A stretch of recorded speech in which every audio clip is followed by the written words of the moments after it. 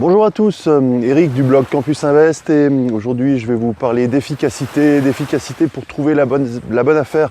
Alors je commence une série de plusieurs vidéos où je vais vous donner chaque jour un conseil pour investir dans l'immobilier. Donc aujourd'hui, premier conseil, comment être efficace pour trouver la bonne affaire. Alors je rencontre pas mal de personnes qui débutent dans l'immobilier et qui cherchent leur premier investissement et souvent, certaines personnes se découragent parce qu'elles ont du mal à trouver justement ce premier appartement ou ce premier achat pour commencer leur investissement. Et donc, le conseil que j'aimerais leur donner et que je leur donne, c'est que c'est vrai qu'il peut arriver, voilà, vous faites quelques visites, vous faites plusieurs visites et ça ne concrétise pas tout de suite. Alors, c'est vrai que au début, d'une part, on ne sait pas encore exactement tout ce qu'il faut regarder lors des visites. Et deuxièmement, effectivement, il peut arriver que certaines visites se soldent parce que, ne sont pas des biens qui correspondent à vos critères ou ne sont pas financièrement intéressantes. Donc on a l'impression un peu de passer beaucoup de temps et de finalement de ne pas trouver ce qu'on cherche. Alors justement là, c'est là qu'il faut persévérer. Donc moi je vais vous donner un conseil, c'est plutôt un conseil d'efficacité. En fait, dans cette phase, il faut vraiment être focus, rester focus sur vos objectifs et si vous pouvez, essayer de concentrer vos visites le plus possible parce qu'il n'y a rien de plus frustrant que faire une visite un jour après le travail et puis un autre jour, 2 jours après, entre midi et 2 et vous avez l'impression de courir dans tous les sens. Moi, le conseil que je peux vous donner, si vous pouvez le faire, prenez 1 ou 2 ou 3 jours de congé et consacrez-vous uniquement à votre recherche immobilière. Faites uniquement des visites pendant ces 3 jours. Bien sûr, ça se prépare en amont. Donc en amont, la semaine avant, vous contactez les vendeurs, vous répondez aux annonces de vente, vous contactez les agents immobiliers, vous leur dites voilà, je cherche tel bien ou j'ai vu telle annonce. Voilà, on va visiter tel jour, donc les jours où vous avez pris congé, et là vous êtes vraiment focus sur vos objectifs.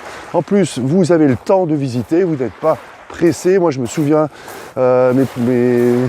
pendant assez longtemps, je visitais quasiment tous les jours entre midi et 2. C'était la course. À cette époque, j'étais employé, donc je partais du boulot.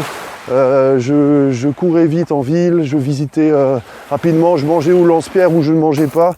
Bref, c'était un peu la course et j'avais même pas le temps vraiment d'apprécier les choses et de discuter avec les vendeurs. Ce qui est aussi très important, quand vous allez faire vos visites, prenez le temps ensuite de discuter avec les vendeurs, avec les agents immobiliers. C'est là souvent que vous allez dénicher des petites infos ou des contacts pour plus tard, justement, même si la visite que vous faites aujourd'hui n'aboutit pas, eh ben vous avez gagné un contact. Il y a toujours quelque chose de positif dans une action. Donc si cet agent immobilier, si ce vendeur plus tard va vous permettre de trouver la bonne affaire, eh bien cette visite aura été vraiment un super investissement de temps.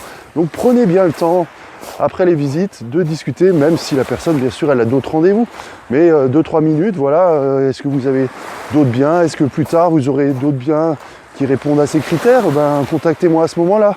Et souvent on a des bonnes surprises. Un exemple, moi cette année, j'avais visité un bien, c'était un particulier. Je lui dis voilà, votre bien finalement, celui-là ne m'intéresse pas. Est-ce que plus tard vous aurez d'autres biens à vendre? Il m'a dit ah bah oui justement, j'aurai un studio. Une fois que le locataire sera parti, je le mettrai en vente. Parce que pour X raisons, je ne veux pas m'en occuper. Bon, je ne rentre pas dans les détails, c'est des questions privées pour cette personne. Et donc quelques temps plus tard, c'était pas lui qui m'a contacté. Il avait dit qu'il me contacterait, mais finalement, là aussi, c'est un conseil que je vous donne, c'est soyez proactif. Même si la personne vous dit qu'elle vous contactera, qu'elle a quelque chose pour vous, souvent, elle oublie, elle aussi, elle a ses aléas de la vie. Et donc, à ce moment-là, c'est à vous d'être proactif. Donc moi, ce que j'ai fait à ce moment-là, je l'ai rappelé. Quelques semaines plus tard, je l'ai rappelé, je lui ai dit, voilà, on avait discuté tel jour, vous m'aviez parlé d'une opportunité, et là, la personne me dit, ah bah tiens, oui, justement, le locataire, maintenant, va partir. Et donc, si j'avais pas appelé, j'aurais peut-être loupé cette opportunité. Donc voilà, essayez d'être focus, de recentrer tous vos efforts sur des plages de temps.